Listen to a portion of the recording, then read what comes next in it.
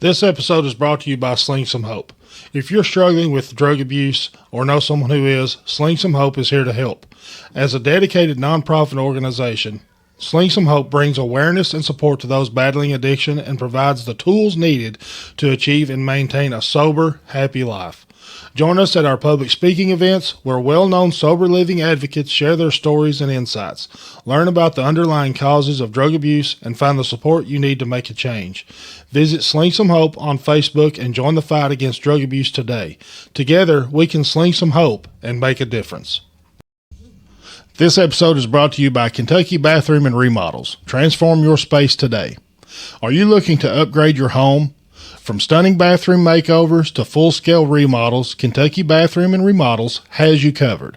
Our team of experienced professionals delivers top-notch craftsmanship and personalized solutions for all your construction and remodeling needs. Whether you're dreaming of a luxurious spa-like bathroom or a modernized living space, we're here to bring your vision to life. Call Kentucky Bathroom and Remodels today at 606-493-3400 and let's make your dream home a reality.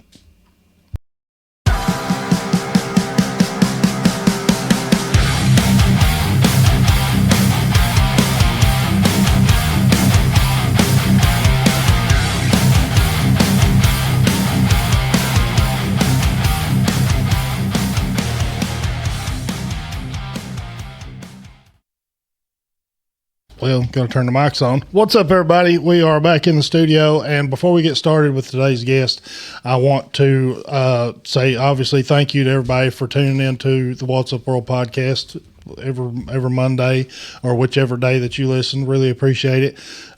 You may see there's been some pretty big changes in the studio in the last couple of days. Fresh coat of paint, a little bit new decorations in the studio. Just wanted to kind of make it, give it a little bit more professional feel, I guess, if you would. Do want to say something real quick. This is totally off the subject of today's episode, but Election Day is coming up. We all know that in 20-some days, I believe. And you just never know in today's time what's going to go on Election Day. So you are available to vote early as of right now. So if you are so inclined to do so, I would urge you to do that. Vote and vote early. However you vote early, because we have seen in the past what can happen on Election Day, and we don't want to take any chances. So also, thanks to all the sponsors of the podcast. Couldn't do this without you. And I will say, back on the voting thing, I talked to a gentleman today, Brandon Begley, who's a good friend of mine. He went and actually voted early today. And he said that the lines it was packed for people trying to get in to vote. So it's a kind of a common knowledge that, you can't really depend on our government to do the right thing, in my opinion. I don't feel like so. Don't give them the opportunity to do anything kind of sideways on Election Day. So just wanted to put that out there, and we're going to get right into it. Let me know. I done some studying on going with what color to go with this studio, and it said that a blue color was good for lighting and cameras. So let me know in the comments of this episode what you think of the new look and the lighting and the video and stuff like that. But to the important topic today, we've got a lady sitting across the table from me, and she has been brave enough, like so many others, to come to the studio and tell us her story. So I'm just going to point the camera at her, and we'll go back and forth and let everybody hear your story. So how you doing today? I'm good. That's good. That's good. Nervous. Oh, yeah. Everybody's always nervous. Everybody's always nervous when they come to the studio. But I've said this 100 times. Once you see that it's just a conversation, everybody kind of just chills out. So tell everybody that don't know who you are and what you're here to talk about. My name's Cathy Gabbard. I'm from Juanetta. I've been a drug addict for 20-some years. Mm-hmm. invested a lot of time in it. Yeah. Well, I'm 40. I'll be 46 November, so Yeah. almost half my life. Yeah.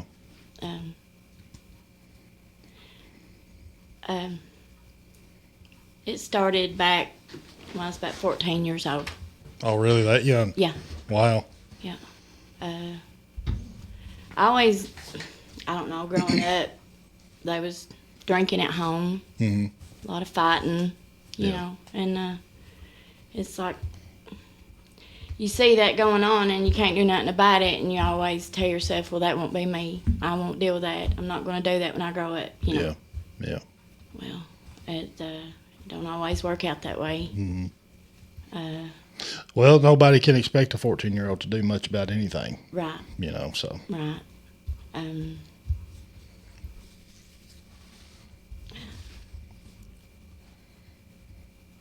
I guess I've done a little bit of everything. Mm-hmm. I can relate to most. What did you start out using?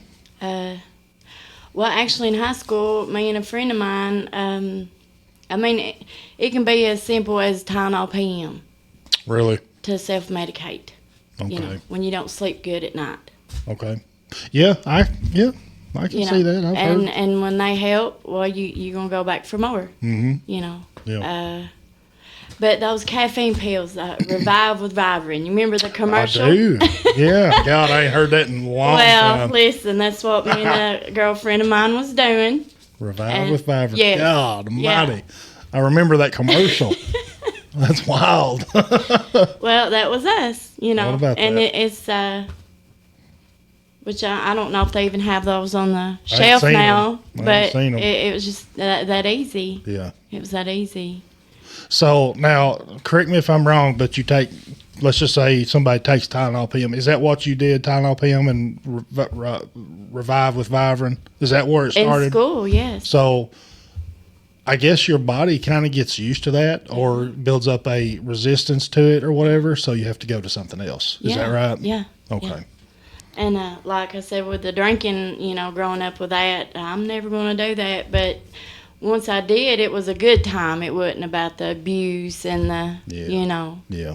What, a good time. Yeah, the good time. Yeah. Good times. And, Wow, that's crazy. And I did that for quite some time, up until I found out I was pregnant with my daughter. Mm-hmm. So I quit, of course, you know. Yeah.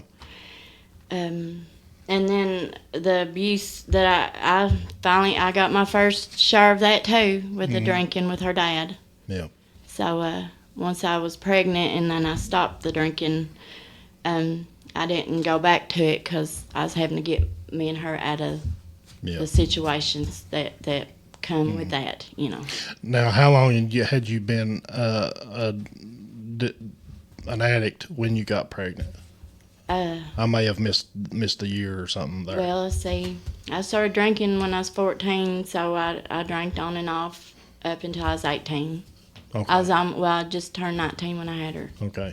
The reason I asked that is because that's roughly 4 years. Yeah. And I've had several guests in the studio that were severely addicted to whatever Yeah. for a number of years. Yeah. And I've talked to very young women in here in their 20s and stuff that have had babies, severely addicted to drugs. Yeah. And there's the ones that I've interviewed that has gotten pregnant and had babies, even though they were so severely addicted, Yeah. they got off of drugs during the pregnancy. Yeah. So that's just, I want, the reason I bring that up is I want to pinpoint the fact that these women that get addicted to these drugs and stuff like that find out that they're pregnant. Yeah. They're okay with abusing themselves in certain situations, Yeah. but when they've got a baby on their way, cold turkey. every time. Yeah. And then when the baby's born, they kind of more often than not revert back to the drug use. Yeah. So I just want to bring that up. Every female that I've interviewed that has ended up having a baby has quit for the duration of the pregnancy. Yeah. Yeah. Because they loved them so much. Yes. Yeah. Yeah. I did start back drinking though. At times, it was not like I didn't go back to craving it. Oh yeah. It was just, I don't know. It got easy. It was just easier to throw it down. Mm-hmm. But she was well, it's hard to keep it in track. Yeah. I went back and forth with it half my life. Mm-hmm. I've been addicted to pain pills. Quit them cold turkey. Yeah. Now the meth, that got me by the boo-boo. Oh, yeah. Yeah, it did. I guess that falls back to the Revive with Vivarin because I had took, while I was on the pain pills, I tried the Adipex, the diet pills. Uh-huh. Yeah. With the energy it gave me, I knew to stay away from the meth. I knowed what it would do. Now, is meth a stimulant, or is it like a downer? I'm not real It's sure. an upper. So that mixed with Adipex, Yeah. that would have been. Well, because I'd done the Adipex, I knew. I just knew with the meth. Yeah. Not, Yeah. just there was a boundary there, and I broke it. I broke my own rules, Mm-hmm. and just went ahead with it. Yeah. So once that happened, I even tried. I've been married twice. Mm-hmm. My first marriage, failed because of it. Yeah. And I even, I stopped for a long time and wanted to change, Yeah. I started going to church. I wanted to change. Mm-hmm. I needed that change, Yeah. Oh, yeah. And during this time, I lost my mom. Yeah. It was a freak accident. She, her and the guy she was dating got burned up in the back of a van. Oh, wow. She was living with me. She and my dad divorced whenever I was 28 years old. Yeah. And I got mad at her, after I was like, well, with all this stuff we went through, why? If I knew about it before my dad did, Yeah. And during this time was when I was trying to live my life right, Mm-hmm. which made me somebody. I guess it made me somebody my dad could come to and fall back on. Mm-hmm. Yeah. I look back now and see how God moved in certain, it happened right when it was supposed to. But when I lost my mom, because she left my dad and then went straight to another way worse abusive relationship. Oh, yeah. Yeah. Mm-hmm. And so I had to move her in with me. And she was beyond, it was bad. Yeah. The abuse, you mean? Was Yes, with the guy she was with. And, God rest her soul, he beat her so bad, like he jerked bald spots in her head, broke her nose, broke her tooth. He had to go to jail, mind you, for this. But he was writing her letters for 4 months when she was living with me. And I didn't know it. Oh, really? So the night he got out of jail the next day, Mom wanted me to take her to where he was at. I'm like, no, Mom, come on. Yeah. And she went from drinking rubbing alcohol to like a 6-pack every 2 or 3 days. Yeah. That's Yeah. I just tried to, and it was good those 4 months. I called it confession sessions. Yeah. Mom, you remember that one time when I told you I was over here? Well, I was really over there. Yeah. And we got pretty close. Yeah. So whenever I drove up to this accident where she got burned up, the night that I took her to him, Yeah. the guy she was dating, They got burned up that night. Him and her? Him and her both.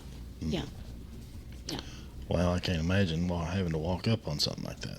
Yeah. They come found me and took me to the accident where it happened. Yeah. So after that, I just spiraled out. I just...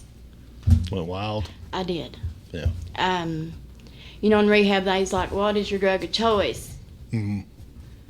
Like, well, if that's the case, I choose Xanax, you know, the downer, the chin and chest mode. That way I don't know what's going on, don't want to know what's going on. Yeah. But I was, like I said, I was in there for meth. Yeah. I did do the nerve pills. I did anything I could to stay numb to that. That seems like another common thing with people that's come in the studio. They've had traumatic experiences happen in their life, and they just kind of spiral out of control. Yeah. And it's every time, I'm pretty sure that they've wanted to forget about even existing. Yeah. They don't want to have anything to do with this world. They just kind of lose all hope and all motivation to do anything. Yeah. So, you know, it's just kind of a vicious circle that people go through, and that something traumatic happens and they just quit caring. Yeah. Pretty much. Yeah, and I was, like I said, my first marriage, after, you know, with that happening, and then the drugs involved too that I didn't want no part of. Mm-hmm. I ended up, and me and him, too. I have a son at this time. Yeah. Okay, my second baby's born. Mm-hmm. And I was a mother to two, and I took them to my mother-in-law at the time. Yeah. She was the closest thing to an angel I'd ever met in my life. Really? Yes. And I know that, you know, she would take care of them in ways that I just couldn't. Yeah. And because she, you know, she's very spiritual, like I said. Yeah. She was angelic to me. Yeah. And even though, you know, like I was on that walk, I still just I run from what was most important. Mm-hmm. You know. Yeah. It's just there's a lot to getting clean. Well, I can't even imagine. There is. I have no clue. It's still so simple at the same time. Mm-hmm. You know. Do you feel like that you, like an addict, kind of has to hit their own personal rock bottom before they'll see, hey, Yes. I'm going to die? Yes. You know. Absolutely. Yeah. And it may be, like I say their own personal rock bottom because it's different for everybody, it seems like. Yeah. It seems, you know, some people may have a near-death experience or lose a loved one, like in your situation, or just whatever it may be. Yeah. You know, rock bottom can be anything in the world to anybody. Yeah, there's no measure for pain. Yeah. You know. And even, I mean, like, after that happened, I got in a place trying to straighten up, you know, needing to. Yeah. But I just wasn't filling the void with the right thing. Yeah. 'Cause at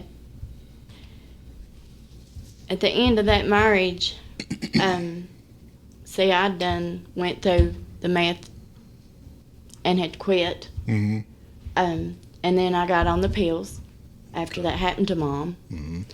I left my first husband because of pills, and then I go straight and do all of that, see? Yeah. You know, and started depending on them, and I had to go to him, shame on me for ever saying to you got to choose, you know. Oh, yeah. Now I get it, you know. I didn't at the time, but I do now. Yeah. It's we're not choosing drugs over our families and our children, you know. I know it's like that on the outside looking in, but that's not it. It's not it at all. Well, you know, that's part of maybe the main reason why I interview folks like you is because I want to put it out there that people don't choose this lifestyle. Right. You know, you've either grown up in a household that is, had this stuff go on, or again, there's some traumatic experience. Mm-hmm. You may have been in a car wreck and the doctor prescribed you some type of pain pill. Next thing you know, you're hooked. Yeah. You know, I don't believe anybody chooses to be a drug addict or an addict of anything. You know, you can be an addict to anything in the world. Right. You know, you can be addicted to anything. So that's the main reason why I interview people is to let everybody know that, hey, I didn't set out to be an addict. You know, I mean, this is my story, and it's got layers to it. Right. You know, when you're sitting in high school and you're drawing on the top of your notebook or your trapper keeper, I want to be a drug addict when I grow up. No, that's not what you're sketching. Nobody's ever on written the inside of your notebook. You know, nobody's ever written that on a trapper keeper. I mean, maybe I don't know, and confidence too. Mm-hmm. I was just one of them. I won't say I was really backwards, but I tried to overcome, like, being embarrassed or the outsider wanting in, with humor, stuff like that. Mm-hmm. Lacking self-confidence can make a difference too. Not being heard, or like your voice don't matter. You'll do a lot of stupid things for attention. Oh yeah, a young person will do near anything to get attention. You know, I did a lot of stupid things when I was pretty young, and man, I was pretty dumb when I was a teenager. But me too. You know, it's just I don't know. It's a mixed up situation. Yeah. Now, is that the hardest drug that you done was meth, or did you? Yeah. Okay. Yeah. Well, that's up there among the worst. Yeah. You know. I mean, like, everybody has their own preference how they get high or whatever. I'm one of them try anything once kind of people. I was, and I just, like I said, I get it. Those people that are, like when I was in rehab, I'd say 85% of the women in there were IV users. Really? And God love it's that's how far it can take you, Yeah. I mean I experimented with that myself. Okay. And it was just like, I don't know, I can't explain it. I don't, if, just try it to see what it's like. But I knew to stay away from it. I was just, when you get that inner voice, I thank God that it was louder than me. Yeah. You know what I mean? So what do you, knowing what it could do potentially, and also knowing I don't need to do this, what do you think, if you can describe it, what makes your mind override you knowing better? I know I shouldn't be doing this. What do you think pushes you to do it anyway? Just well, if your lifestyle's about getting high, you're gonna see what it's like to get higher. Do you think it's that and just a life of not caring what happens to you, possibly? Or? Yeah, a lot of it. Yeah. Yeah. Or if you like, I don't know. It's like going into a room, and if it's what everybody's doing, I was always one of them. I know what I don't want to do, but if it's there, okay, I want to fit in. I want to do. You know what I mean? Yeah. Does that make sense? Yeah, it does. Makes perfect sense. Yeah. I can see, I mean, especially, you don't have to be young to want to fit in. Mm-mm.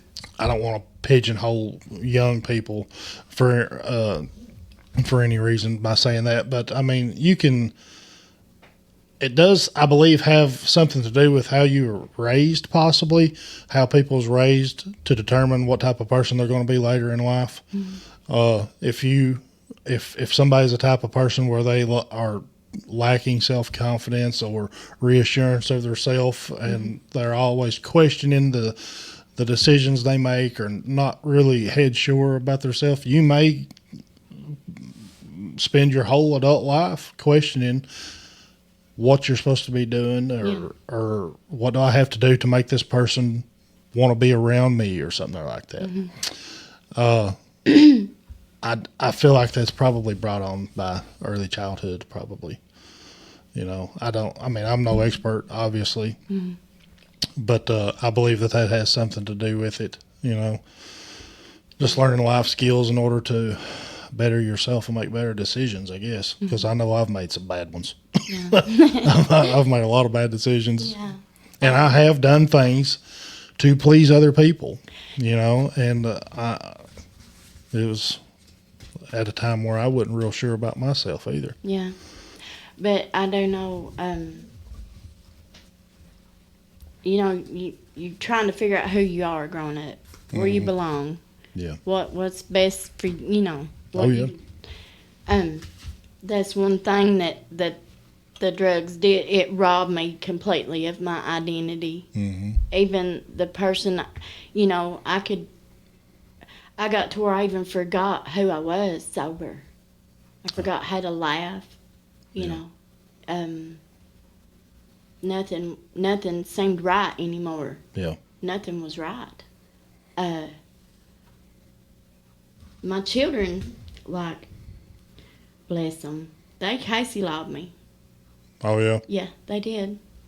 'Cause I would have never admitted to anybody I was an addict. Yeah. Even though I spent that much time, invested that much time into drugs. No, I can quit at any time, Yeah. I got this. But it was it don't matter to anybody whether I do or not, so I'm just going to keep doing what I do, Year before last, I had wrecked a moped. I hate going down like that. I'd rather say a Harley. But yeah. I mean, I've been homeless. You can say Harley. Right. But listen,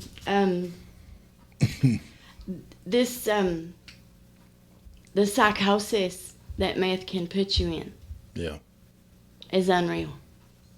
That's the scariest time in my life, knowing that it's like you don't know what's real and what's reality.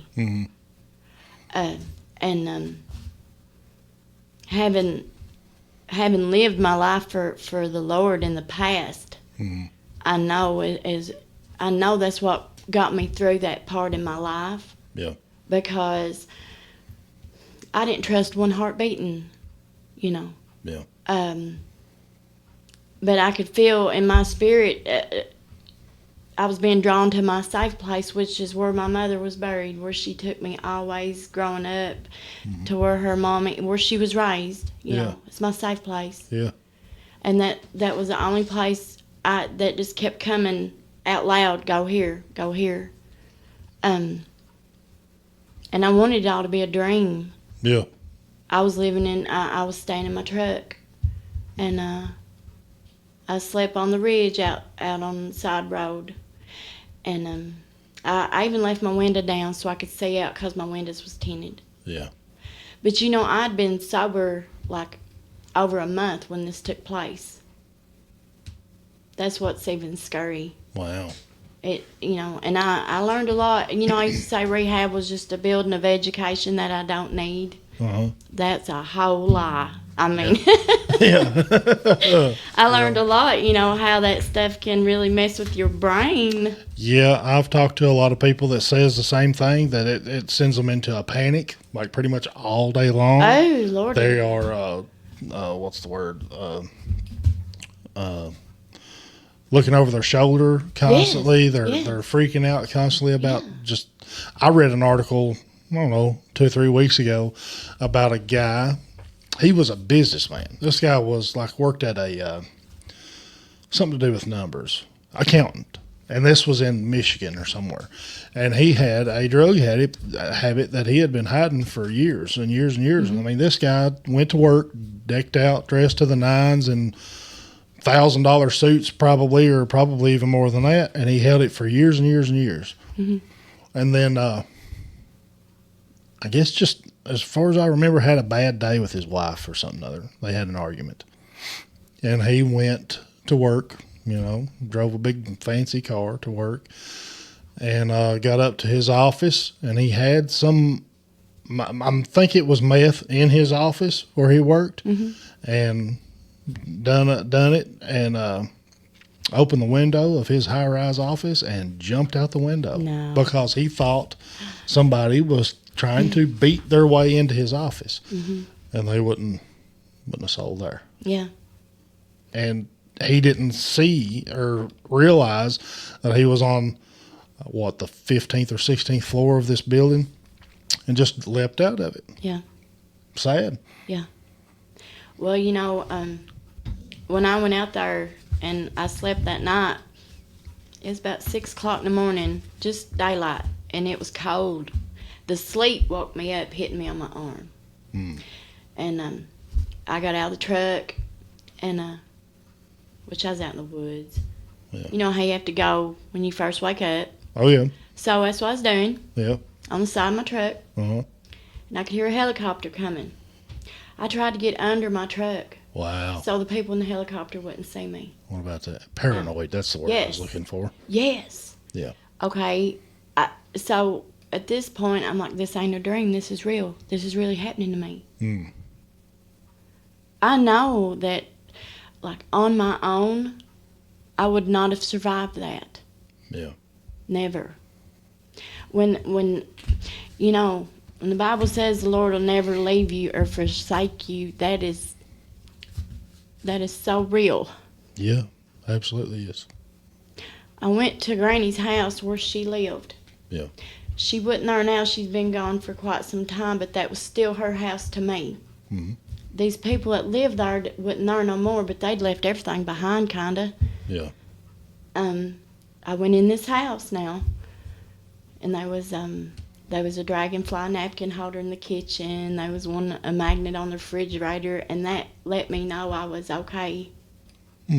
That comforted me. What about that? Yes. I mean, God has His own language with us. Oh, absolutely. With each one of us. Yes. Yeah, I believe that. And it was dragonflies. Okay. Which that's and I got through that.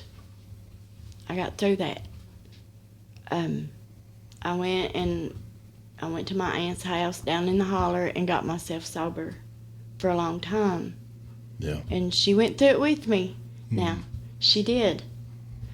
But do you remember that process of getting sober, going through the DTs and stuff like that? Well, see, it was like when I was in rehab, I really didn't withdraw. Okay. I got depressed, kind of, but I didn't like crave it. I didn't withdraw from it, because they offered this Vivitrol shot in rehab, and other stuff, medicine, but I didn't withdraw from it. Wow. Which is, and two, with all the garbage that it's made with, I can't imagine my body, craving that. Yeah. You see what I'm trying to say? Absolutely. Yeah. Yeah. It's hard to understand how But some toxic people something do. is. Yeah. And they want it, even though they know how toxic it is. Yes. It's just, it's a mental bondage. Yeah. It's just a total mental bondage. I believe that. I can understand that. It is. That makes perfect sense. Yeah. It's, I don't know, kind of got your mind in a vice. Yes.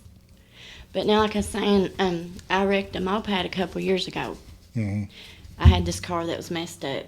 I was like, I'd trade that to a moped if I could get one, something to get me from my little 10-mile radius traveling. And so this dude comes to my house with a moped, and I live right on 421 right at the time. So was like, I'm going to get off the road here and for safety reasons. Uh-huh. And I cut this turn across this little bridge right below my house, and right off the bridge I went flying off the moped. I thought you was going to say I just laid it down or something. No, she drove off the bridge. No. Okay. That front tire was speed wobbling again, the railing of that bridge, and I'd never been on one. So when I locked it up, I didn't plant my feet on the ground. I just went flying like Captain Caveman into a creek. Oh, Lord. This creek I growed up in about took me out, right? Yeah.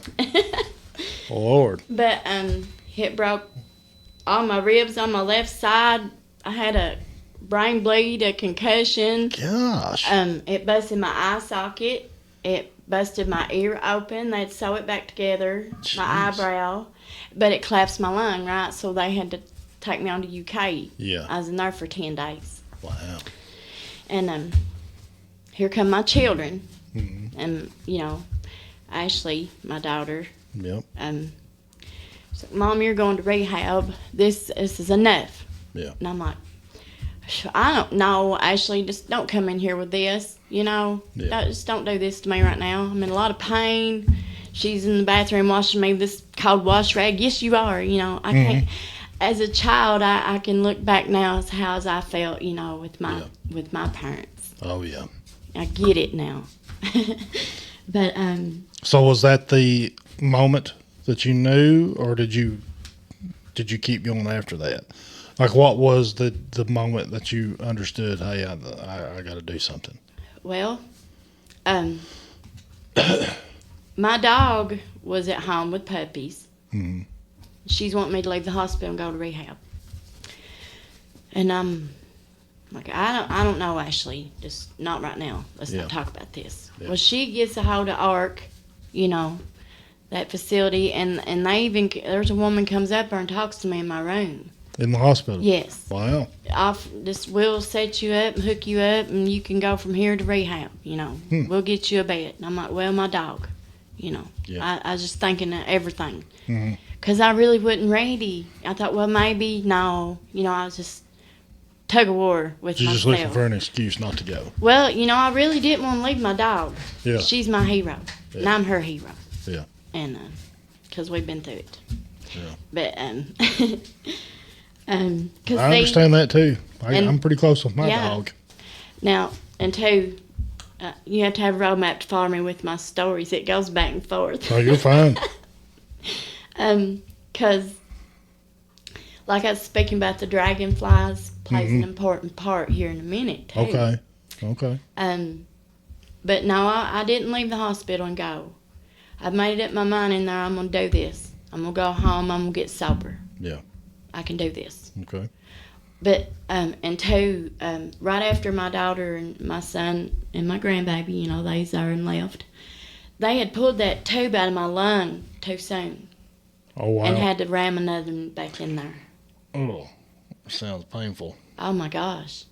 I can't begin to tell you how much that hurt. Yeah. Lord. With 4 broke ribs, too, on that side. Yeah. You know, it was bad. Yeah. But I got home, and I healed up, and I got sober, and I was sober for 4 months. Thought I was doing good. Yeah. And I never seen nobody, you know. Yeah. Nobody come to visit. It's like, poor pitiful me, kind of feel sorry for myself, and 4 months clean, I went right back. What led you to go back that time? Well, I just thought, well, nobody cares if I'm sober or not, so I'm going to get high. Was that because nobody came and saw you? Or well, I just... maybe made you feel that way? I just thought, well, you know, it was a fight. I knew at the time I was winning, but it was like nobody was paying attention, so who cares? Yeah. You know what I mean by that? Mm-hmm. But really, I wasn't winning at all because I went right back to getting high. Yeah. So another year passes, and oh yeah, and I watched the fireworks out my hospital window in UK by myself right there. Yeah. It's a beautiful show. Yeah. You know, probably wouldn't have seen none if I'd have been home. You know what I mean? Yeah, probably would. But when I did get high, and then exactly almost to the day, it was June 26th. I was in the courthouse. My son and daughter Casey loved me. Yeah. Said if you ain't going on your own, you're gonna go. Yeah. And I was like, really, like, deep down inside, I was relieved. I was mad about it. I mean, I'd isolated for 3 years right there in this little house that I lived in across from my granny's. Yeah. That was never me. Yeah. Never. Wow. I just got in a really dark place, and nobody to blame but myself,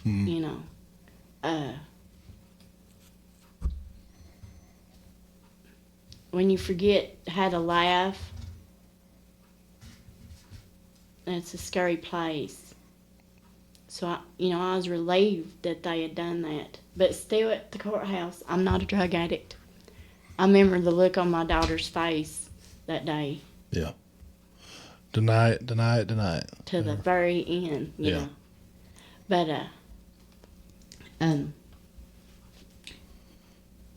it was on June 26th. I was scheduled to leave July the 3rd. Uh-huh. Well, here's my dog. Uh-huh.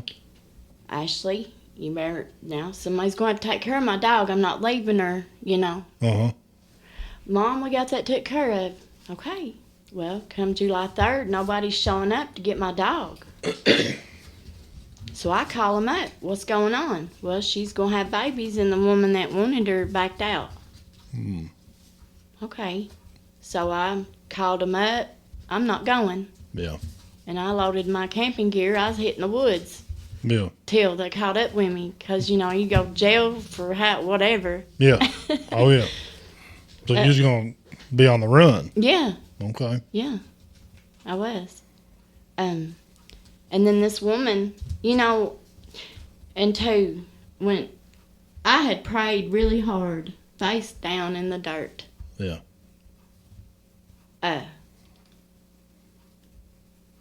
And when you're sincere like that, Mm-hmm.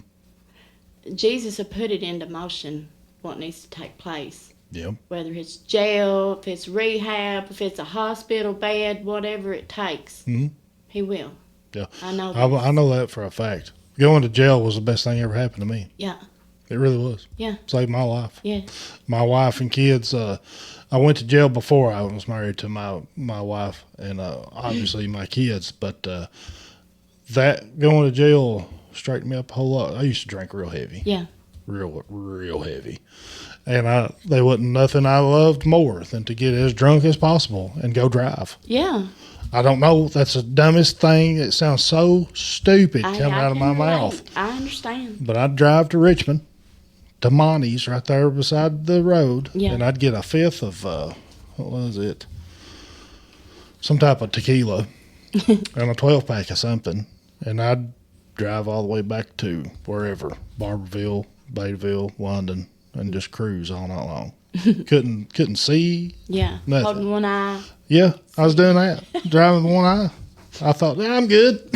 Yeah. Just so shut you one see eye. 2 lines instead of 4 Yeah. in there. Yeah. I get it. But no, I completely agree with you. Going to jail or having something negative happen to you Yes. will end up being a positive. Mm-hmm. So I get that big Yeah. time. That song by Molly Skaggs, Ain't No Grave. Yeah. That's my heart song. That song really is what saved my life. Really. Yes. And it can be something like Yes. that. Absolutely can. Yes. Because once I heard it, I fell in love with it. Yeah. And I just listened to it one day. When you're out in the field in combat, and I'm talking about being on meth, because that's how it is. Yeah. I just see myself sometimes, Cathy, what is going on? When's this going to stop? When are you going to stop this? This is your life. Yeah. That's where I was getting. This is your life. Mm-hmm. You got to do something different, and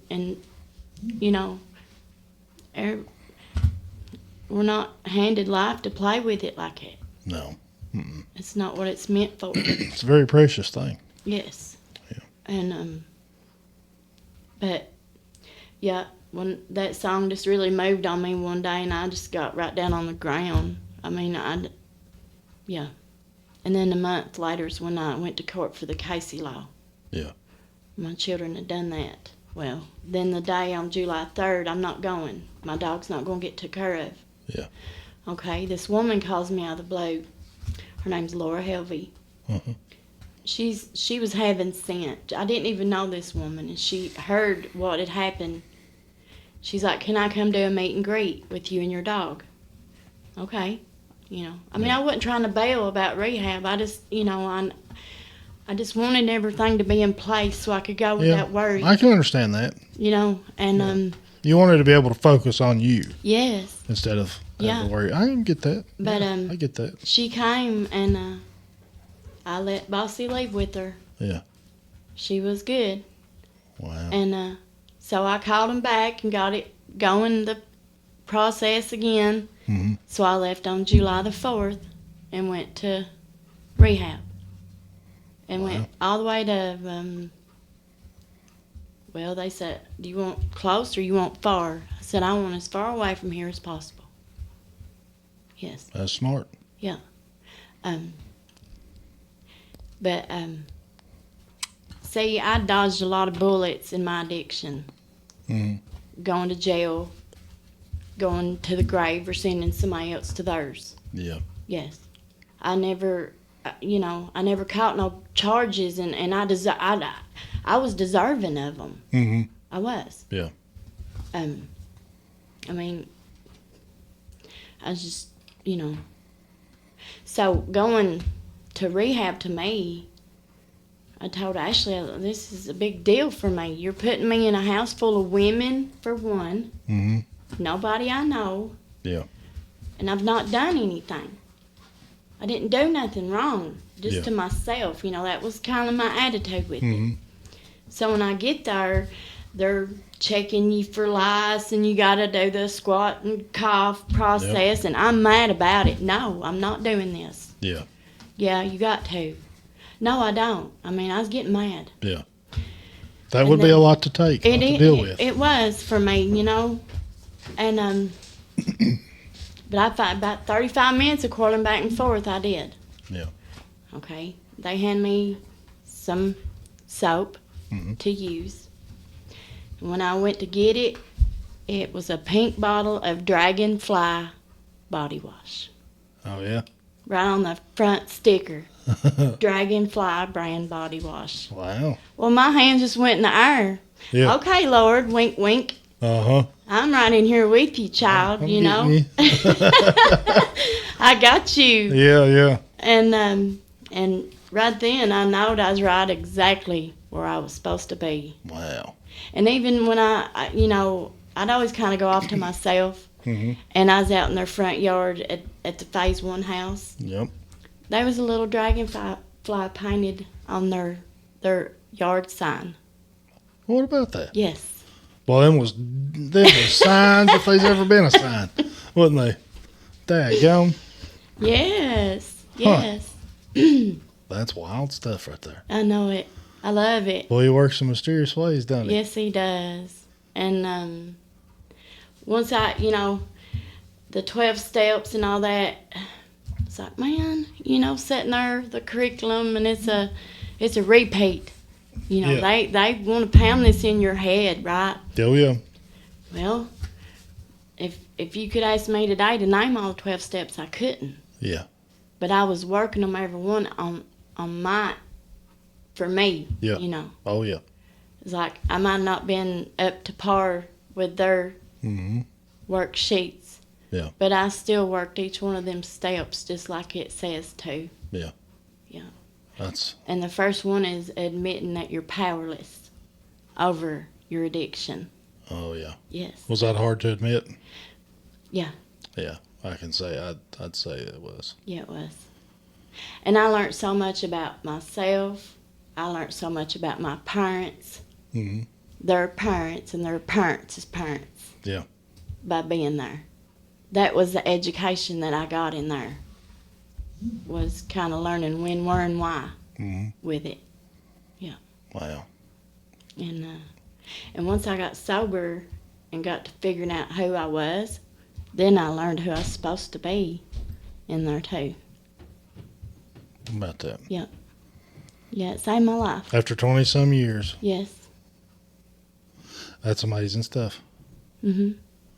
And even today, I filled out an application to get my own peer support certification, so I can. Really? Yeah. Wow. Mhm. So you're going to be doing that? Yes. That's awesome. Well, yeah, I didn't want to leave when it come to my end date was July the 4th, and my out date was January 1st. Freedom and a new beginning. See, a new year. That's awesome. Yeah. I've always said on this podcast that I would be the last person to help anybody get free of addiction, because I don't know I've not experienced it. With alcohol, yeah, but I believe that alcohol. I mean, I'm not downplaying alcohol. It's bad. It's really bad. My uncle died from alcoholism. Yeah. But when you get into meth and stuff like that, I believe that's a whole nother level of addiction myself. That's just my opinion. But I couldn't help nobody get free of addictions of something like that. I think it's really important to have some experience with it, to know what somebody's going through, to know what somebody is dealing with, having dealt with it themselves. Yeah. So. Yeah, I don't think anybody would gain anything from listening to me talk about it. But somebody like you that has experienced it and dealt with it for as many years as you have, they're going to be like, hey, this lady has been through it. Like, it just behind that comes comfort. Oh yeah. Yeah. It's like once you've been a mama and you babysit somebody else's baby, mm-hmm. You're going to know how to nurture that baby a little better than somebody that's never had a child. Mm-hmm. And I agree. It's comfort and because a lot of those women in there, they some of them that really genuinely care. Oh yeah. And they need more of them that genuinely care. Absolutely. And it ain't just about a paycheck, see. Yeah. So, it's like with anywhere you go, I guess. Mm-hmm. But with something like that, it's just, it's real important to genuinely care about somebody, because they're in trouble. Mm-hmm. Some of them get it, and some of them don't, and some of them will go back. Like, there's 2 women I know already that overdosed as soon as they got out, and being in there with them, I'd have said, no, they're going to make it. Yeah. They're going to be okay. Mm-hmm. And they thought that too while they was in there. It's heartbreaking. It is. It'd be a lot to take, a lot to deal with. Yeah. You get to really know a person in there, Mm-hmm. You get to, you sit and relate with each other about all your dirties, things you don't want to admit to and talk to other people about. But, Mm-hmm. You're in there with other... Like, I finally figured out I wasn't the only one that was ever hiding from a helicopter. You know what I'm saying? Yeah. Before I went in there, I thought I was the only person. Mm-hmm. So, yeah, it means a lot. I think it's really important for people to look for help from people that have received help themselves. Yeah. You know what I mean? Yeah. I don't. That's just, if I had an issue that I was dealing with, I would look to somebody that has dealt with the same thing. Yeah. That'd be the first person that I'd look for myself. Yes. I don't know. It's And where it was faith based was really important too to me. I remember asking Ashley if it was. Yeah. Yeah. Yeah, I didn't want to leave when it come time to get out. Yeah. Yeah, it was crazy. I wouldn't have thought that going in there. It's like, no, I'm not going in there. I've heard that before. Please don't make me leave. But Yeah. I mean, I could have stayed, but I had stuff to take care of at home. Well, yeah. And the restoration of my family and my children. Just the other day, looking at all of them at the house and us out in the yard playing softball together, that Yeah. That's everything right That's there. the best kind of high that there is. Oh, right there. yes. Yeah. Not to mention the high of, it's like I tell people, when you get into praise and worship Mm-hmm. and in the presence of the Lord, Yeah. that high, like, Oh, yeah. oh, man. Yeah. Well, I'll tell you what. I It's don't a know. beautiful thing. It is a beautiful thing. I don't know if you've listened to it or not, but I had Brian Gabbard in this studio a few episodes ago, and boy, you could feel the presence of God in this studio. So big, Yeah. and he even said a couple of times. I think he said, "Boy, if I was in my church, I'd be shouting right now." Yeah. And I said, "Shout, go right ahead." Yeah. But you could feel it in this studio, big. Yeah. And I don't know if Brian even knows this, but he was kind of hinting around to something that I don't know if he knows that I realize, but I feel like he was talking straight to me Right. because I've been dealing with some demons of my own here lately and stuff like that, personal issues with anxiety and PTSD and stuff like that, and just my relationship with God myself, So, Brian, if you listen to this, I realize that you was talking straight to me during that episode. But That's the wonderful thing about the Lord is he'll do that. oh yeah, He'll direct and just Mhm. through somebody, Yeah. with their words. I love Oh, yeah. it. I love it. yeah, he's coming back on the podcast pretty Yeah. soon too. I'm anxious to talk to him. He really enjoyed it. Oh, you're fine. Sorry. You're fine. I do the same thing. I'm surprised I ain't done it 2 or 3 times. And see, me and Brian went to school together, Oh, did you? high school. Okay. Yeah, it was fun. Oh yeah, Brian's something else, buddy. He's a good dude. Keep you laughing. Oh yeah. He's always laughing. Yeah, he's a card. He's a card, that guy is. I know it. Now, how long have you been sober now? Clean? 15 months. 15 months. Yeah. That's awesome. Yes. That's a long time. Yeah. That's a long That's time. the longest I've had under my belt so far. Yeah. Well, if there is ever now this is as far as I know, this is the first time me and you's ever met. Yeah. If there is ever an instant where you feel weak or questioning yourself or your ability to keep on the right track and you need somebody to talk to, I'm going to offer myself up to listen to you. I'll give you my phone number. If you need to just come and scream and yell and vent and rant and rave, come on over here Well, yeah. and call me. No matter what I'm doing, I will be here Thank to let you get some things off your chest because and I've said this before on this podcast. I come down here quite often and I'll hit that record button, just me and myself in here, and I'll rant and rave and get some things off my chest too, and say things that I've never told anybody, Right. and then I'll delete it. There you I'll never put it up. It's just to get it out there, because if you hold things in your heart and in your mind, I believe it'll eat you up. Oh, So absolutely. if you ever get a moment of weakness coming on you or anything like that, let me know. This is here for that. Primarily, this is the reason why I do the podcast, to keep people to let people tell their success story, because that's what it is. Yeah. What the people of the guests on this podcast has been through and their stories that they come and tell, every one of them is a success story. Yeah. And everybody that's been on this podcast that's dealt with any type of addiction or anything like that, boy, they're on fire for life after the fact, So, and that goes to everybody, anybody out there that's ever been on this podcast. If you ever need somebody to vent to or anything like that, call me up. No matter what I'm doing, I'll let you come and rant and rave all day long. Or call me too. Well, yeah, call her, because she knows what she's talking about. Oh yeah, and when, like with Bossy, the lady that came and got my dog. Yeah. Turns out she was my Casey Law advocate. Really?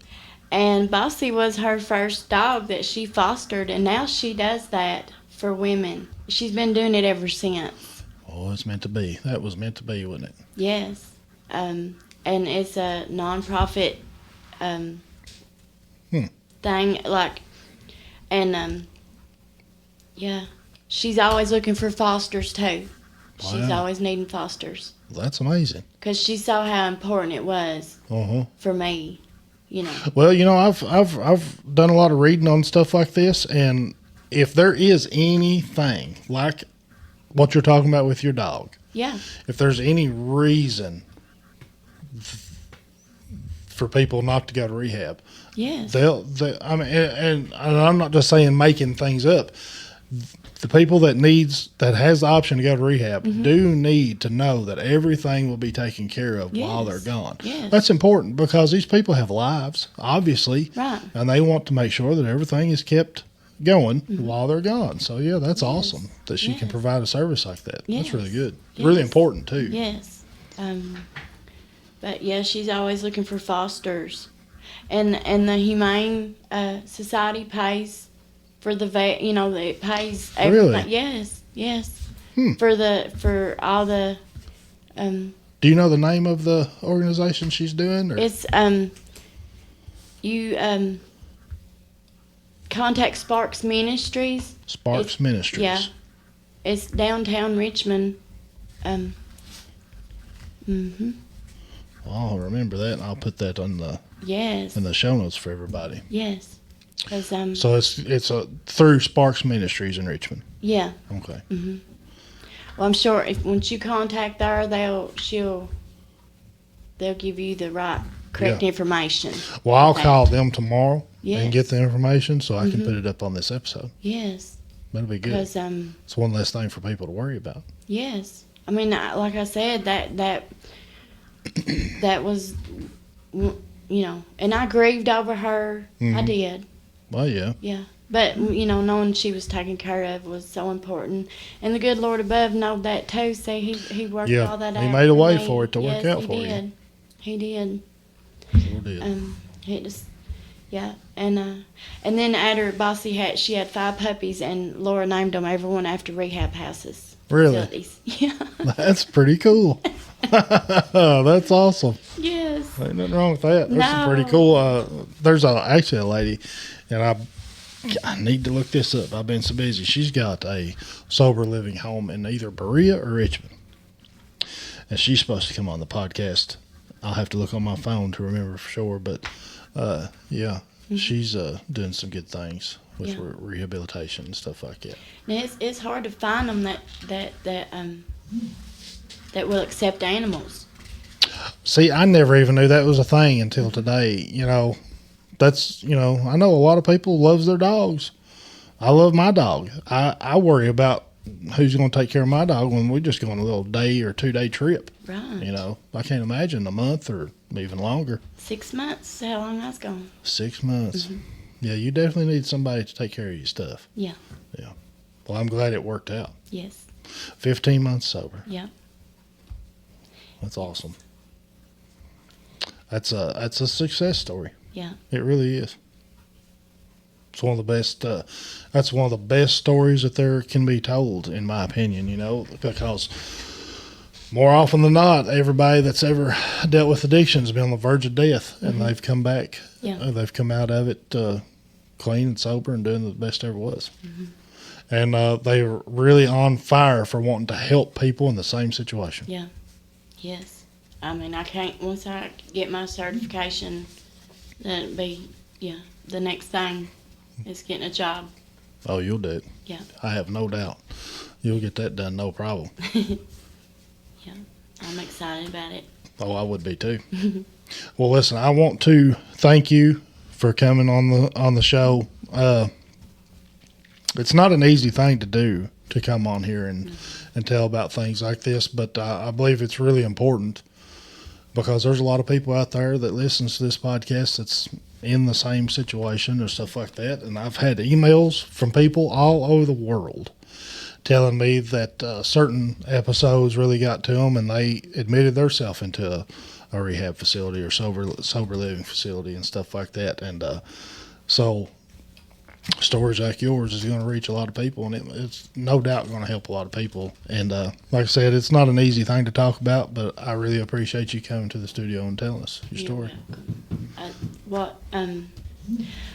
What really, when it really started taking an effect for me in rehab is when I got to a place where I could forgive myself. Yeah. Mm-hmm. That's when the healing started. Yeah. Yeah, because I mean, I would say that as harder, how should I say this? From the stories that I've told or I've been told, you know, the family of the person that's dealing with the addiction, they suffer too. Mm-hmm. You know, and it's a direct reaction of the person that is addicted. So a lot of people hold a lot of animosity towards themselves for putting their family or friends through that and stuff like that. So I would definitely say that being able to forgive yourself is key in a situation. It was the hardest thing I've ever had to do. Really? Yes. Yeah. Wow. I would say so. But you're doing it. Yeah. You're doing good. Yeah. I was forgiven. Yeah. Oh, yeah. That was it. You was forgiven. Once I could get, you know, and not, you know, I had to know that I was most important. Mm-hmm. You know, when you get where you can't stand the reflection of a mirror, you're in trouble. Oh yeah. Yeah. Wow. Yes.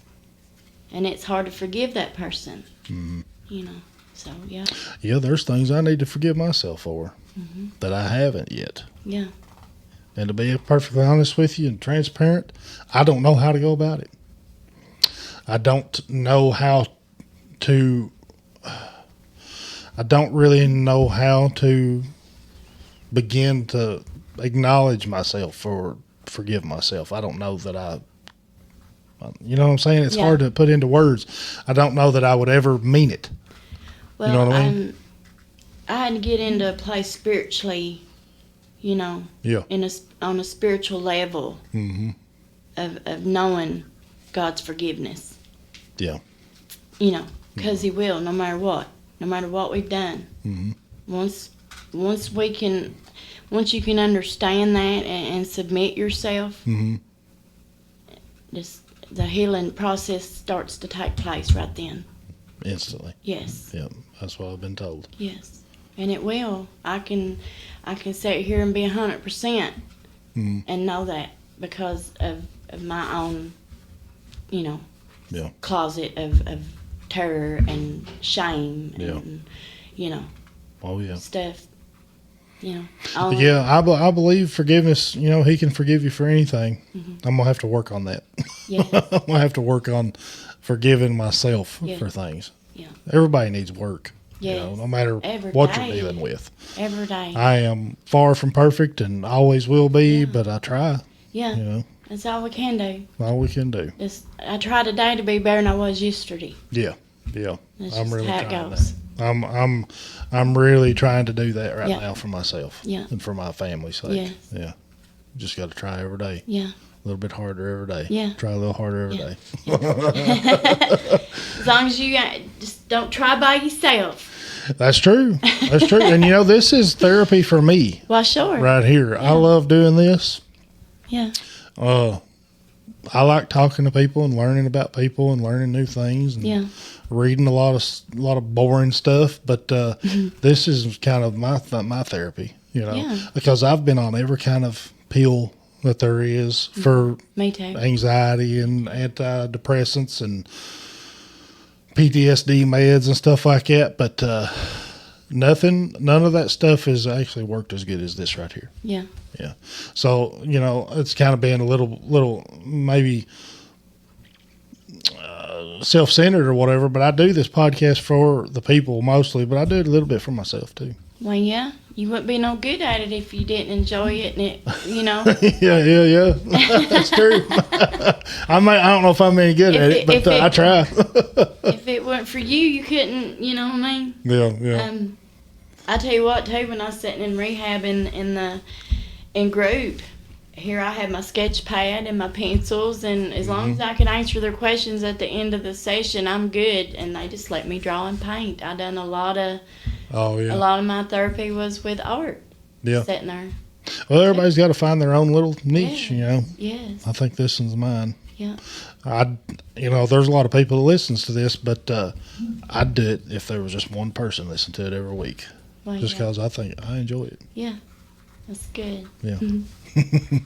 Well, listen, I appreciate you coming. You're welcome. Thank you very much. And Thank you for having me. anytime you want to come back, you just let me know, Okay. and we'll get it going. Right. And to everybody out there, appreciate you listening. I want to mention one more thing before I get off here. The What's Up World podcast is an affiliate for Hillbilly Nation now. If you don't know anything about Hillbilly Nation, it's a huge apparel company. I am now partnered up with them, and I have a promo code. If you want to get on Hillbilly Nation and save 10% on your purchase, go to Hillbilly Nation, pick out whatever you want on their website, put it in your cart, and type in the promo code WUW, as in What's Up World, and save 10% on your order there. So it's a good little incentive to buy you something from Hillbilly Nation. He's got everything in the world on there. Hats, shirts, hoodies, and whatever. So, just type in promo code at checkout, promo code WUW at checkout, and save yourself 10%. And that's all, folks, and we'll see y'all next time. You have a good day. Bless you.